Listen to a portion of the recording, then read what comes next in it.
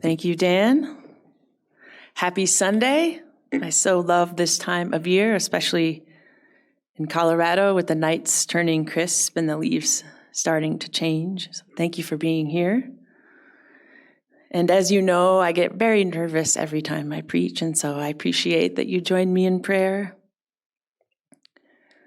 Gracious God, may the words of my mouth and the meditations of all our hearts be acceptable in your sight, our rock and our Redeemer. Amen. Have you ever killed anything? He asked. A bit stunned, I took a deep breath and thought for a moment. I have gutted many fish, I said, and I think I did one deer hunt with my dad when I was young. I have made hundreds and hundreds of kills, he said. And we do it in a certain way. We are connected to it. Jeremiah, known as J. Julius, is chair of the Lummi Nation in the Pacific Northwest, and I had the privilege of meeting him and his kids and a few others in his community this summer. In addition to having had the chance to eat salmon he caught and barbecued, Jay and I talked at length about how most of us are disconnected from what happens to the animals that end up on our plates. As a regular meat eater, I took it in. It wasn't exactly new to hear what he was saying, but the point was that as much as I love my steak, especially the one at Under the Sun that comes with fries and chimichurri sauce, his point was, if I had to regularly watch a cow being stunned and hoisted in midair, suspended upside down by their legs with their major arteries and veins severed, would it be as delicious? Would it feel different? Would I account for it differently in some way? I'm quite sure that at the very least, I'd be more inclined to find a way to love more varieties of bean salad if I had to be a part of regularly ending the life of the animals that end up on my plate. And I'm guessing I wouldn't be the only one. This same principle is true for things like the clothes we wear and the way we get around. Would I feel differently about my cheap t-shirt if I was connected to the young girl in Bangladesh who made it? Are you with me? There seems to be something within each of us, something maybe we're born with that we come here with, the way we feel connected to all creation, a place within us that from our inception knows our connection to others, to other people, and to all of creation. It seems that in life and on our spiritual journeys, more disharmony is caused when there is too much space between the parts. Things get out of balance spiritually and materially. More anxiety, more exploitation, and more harm. When there is a gap between a process, an experience, there's a long distance by design or default.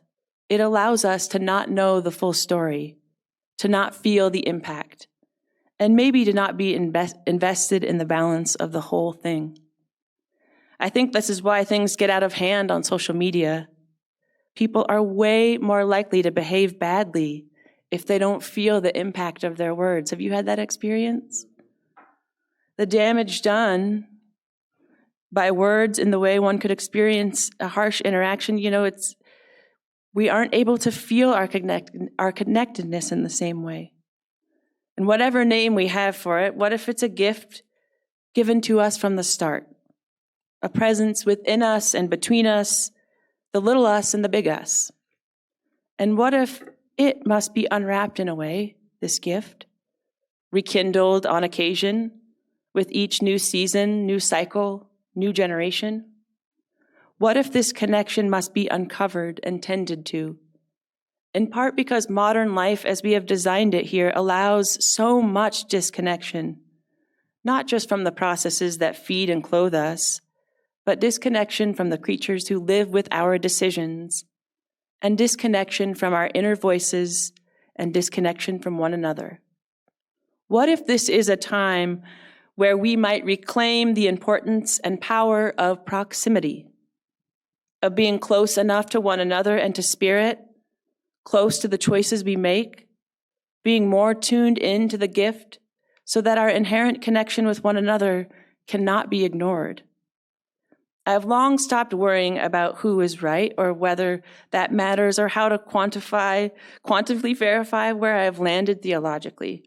But for whatever it's worth, I really do believe there is something that connects all of us. I believe with my whole being that there is a thread somehow, an energy that binds us in ways we don't fully, truly understand.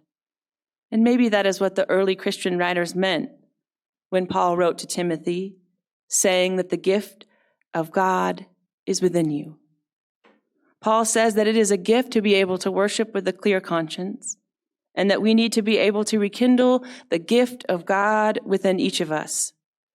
We can choose to sort of turn down the volume on this gift, to cover it up, to become numb to it so we don't feel it. That's easier. Not allowing ourselves to feel the connection, the impact. We can choose to not listen, to not rekindle the light that is within when it dims, and yet it will still be there when we are ready.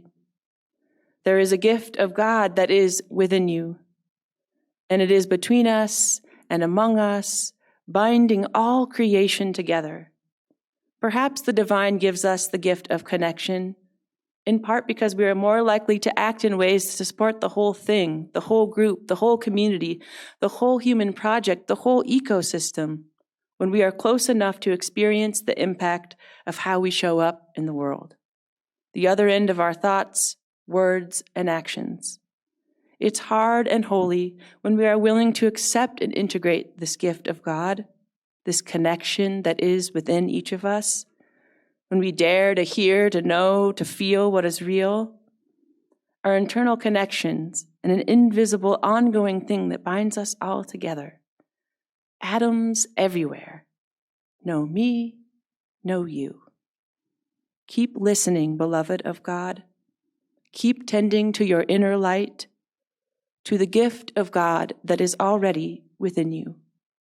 May it be so. Amen.